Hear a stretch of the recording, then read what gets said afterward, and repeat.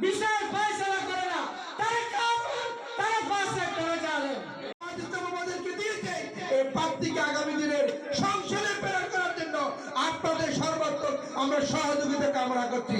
সহযোগিতা করবেন তো? চট্টগ্রামের মিরসরাইয়ের ওসমানপুরে বাংলাদেশ ইসলামী ইউনিয়নের উদ্যোগে দাঁড়িপাল্লা প্রতীকের সমর্থনে বাড়ি প্রতিনিধি সম্মেলন অনুষ্ঠিত হয়েছে। শুক্রবার 14 নভেম্বর সন্ধ্যায় 5 নং ওসমানপুর ইউনিয়ন জামায়াতের আমির মোহাম্মদ ইকবাল হোসেন চৌধুরীর সভাপতিত্বে এই প্রতিনিধি সম্মেলন অনুষ্ঠিত হয়। সরকারের পক্ষ থেকে যে বরাদ্দ, এই বরাদ্দ পাই করে জনগণকে বুঝিয়ে দেওয়া হবে। রোডের পরিবর্তে বাঁশ দেওয়া হবে না, উন্নয়ন টিকসই হবে। এই রাস্তা করা হবে, সেই রাস্তা 10-20 বছর পর্যন্ত নষ্ট হবে না। ওরা তো সরকারের বরাদ্দ আমলারা খায়, রাজনৈতিক নেতারা খায়, তাদেরকে এমপি মন্ত্রী বলে তাদের পকেটে চলে যায়। উন্নয়নের জন্য 70%, উন্নয়নের জন্য 30%, 40%। এই বরাদ্দ দেওয়ার কারণে টেকসই উন্নয়ন হয় না। কি করবো? আজকের মূল কাজ কিন্তু এটা একটু ভালো করে খেয়াল করতে হবে। ওই বাড়ির সমস্ত পরিবারের প্রধানদের নামগুলো আমি খাতায় এক এক করে সিরিয়াল করে লিখবো। কথা বুঝতে পারছি তো? এবার এক সিরিয়ালে দিয়ে দেখতাম মাওলানা সলিমুল্লাহ সাহেব। সলিমুল্লাহ সাহেবের ঘরের ভিতরে কয়টা বোর্ড আছে এটা লিখবো। সলিমুল্লাহ সাহেবের ঘরে কয়টা বোর্ড আছে এটা লিখবো।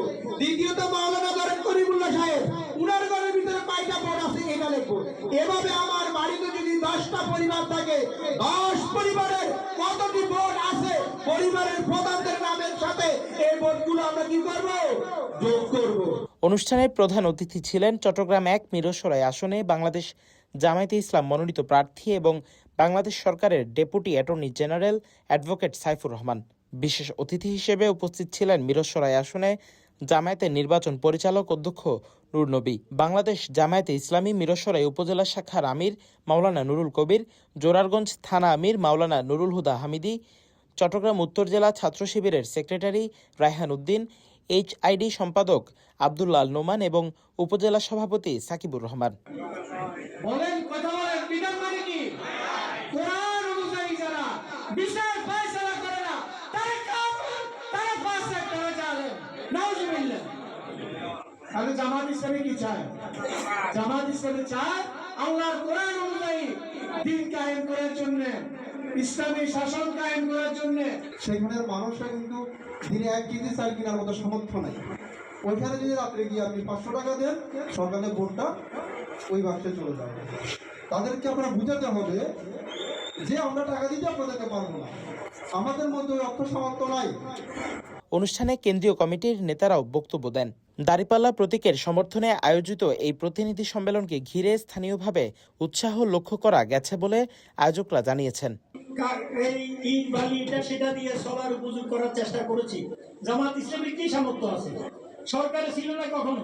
কর্মীরা চাঁদাবাজি করতে পারে না, ব্যবসা দিতে পারি না, জায়গা দখল করতে পারে না। টাকা কই ভাই? বাইতুল মালের টাকা দিয়ে সংগঠন করি, এগুলো করা যাবে নাকি?